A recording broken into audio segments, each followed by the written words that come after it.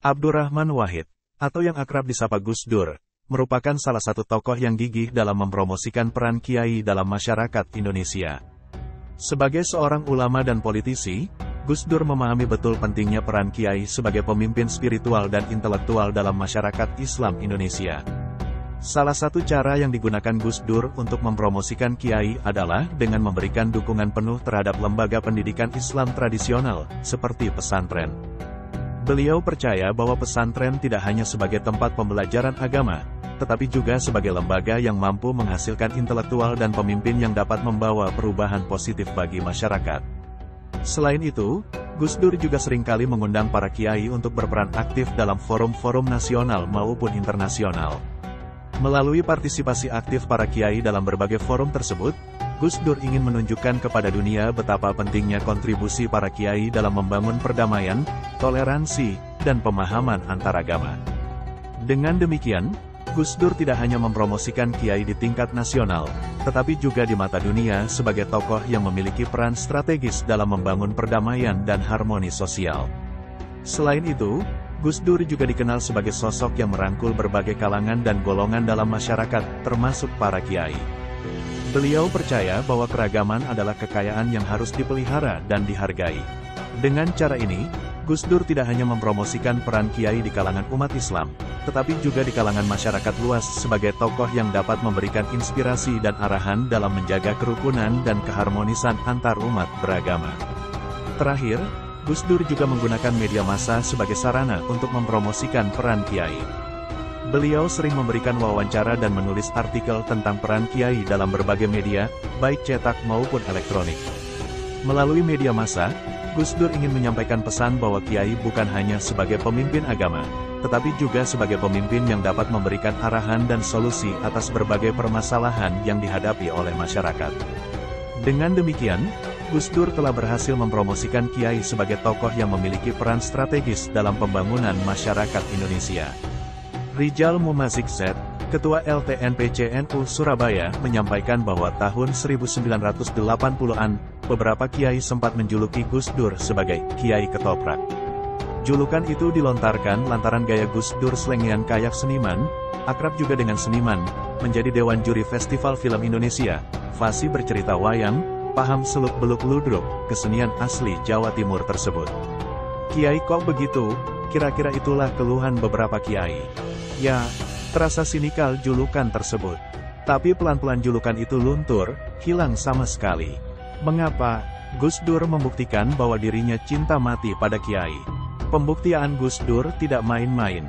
Dia gencar menulis profil-profil kiai secara populer di pelbagai media. Setelah Kiai Saifuddin Zuhri mulai jarang menulis kiai-kiai, karena makin sepuh dan sepertinya sudah khatam menulis kiai setelah terbitnya buku Berangkat dari Pesantren, tahun 1984, Gus Durlah yang meneruskan tradisi gurunya, Kiai Saifuddin Zuhri, menulis kiai dengan serius, detil, mengena, sastrawi, dan pada saat yang bersamaan, tidak kehilangan kejenakaannya. Salah satu karya Gus Dur yang saya sangat suka, buku tipis, Kiai Nyentrik Membela Pemerintah, Elkis, 2001. Sebab, di dalam berbagai kolomnya, Gus Dur menempatkan kiai bukan sebagai maf'ul bih, objek, melainkan sebagai fa'il, subjek, pelaku yang berperan aktif dengan segala perannya, dengan semua cara pandang, pola pikirnya dan tindakannya.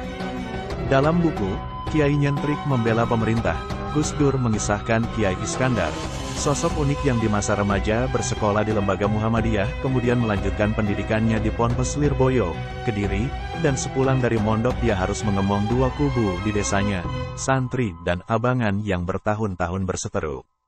Ketika ada jenazah Muslim KTP, alias nggak pernah beribadah tapi mengaku Islam, Kiai Iskandar memilih tetap mensalatinya dengan berbagai pertimbangan.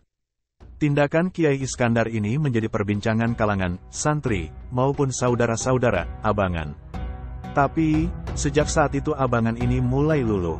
Mereka semakin menghormati Kiai Iskandar dan perlahan-lahan banyak juga yang terpengaruh gaya dakwah beliau yang ngemong itu, memanusiakan manusia itu. Selain Kiai Iskandar, banyak ulama-ulama lain yang dikisahkan dalam buku ini.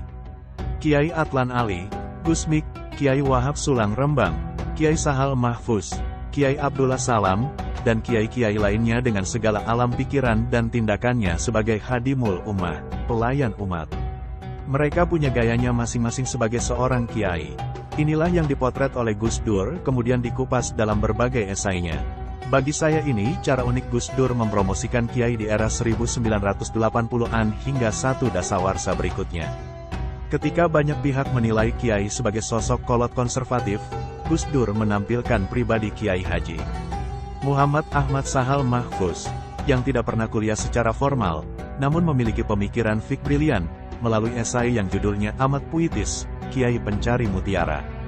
Ketika banyak sindiran, menilai kiai hanya duduk di Menara Gading, tidak menyapa para pendosa, Gus Dur mempromosikan Gus Mik dengan segala kiprahnya menghampiri dan membimbing para pelaku di dunia hitam. Tatkala ada yang berprasangka apabila kiai hanya berkutat pada hitam putih hukum fikih, Gus Dur memperkenalkan gurunya, Kiai Haji Ali Maksum Krapyak, Yogyakarta, melalui esai berjudul, Baik Belum Tentu Bermanfaat, di mana dalam tulisan ini Gus Dur mengambil penerapan metodologi usul fik aplikatif ala Kiai Ali. Dan seterusnya, dan seterusnya. Penulisan berbagai esai di atas melalui corong media sekuler, bernama Tempo dan Kompas di dasawarsa 1980-an hingga satu era berikutnya, adalah langkah cerdik. Di dua media massa yang mengusung sekularisme secara ketat itu, Gus Dur malah pasang iklan tentang dunia kepesantrenan dengan segala kebudayaannya. Sebuah tawaran alternatif nan cerdik di tengah asumsi negatif mengenai sosok kiai pesantren, kolot, saklek, anti pendidikan formal, berpikir usang, anti perubahan, jarang pakai celana, dan seterusnya. Dengan cara yang elegan, Gus Dur mengerek profil-profil ulama pesantren di panggung kehormatan agar lebih dikenal publik.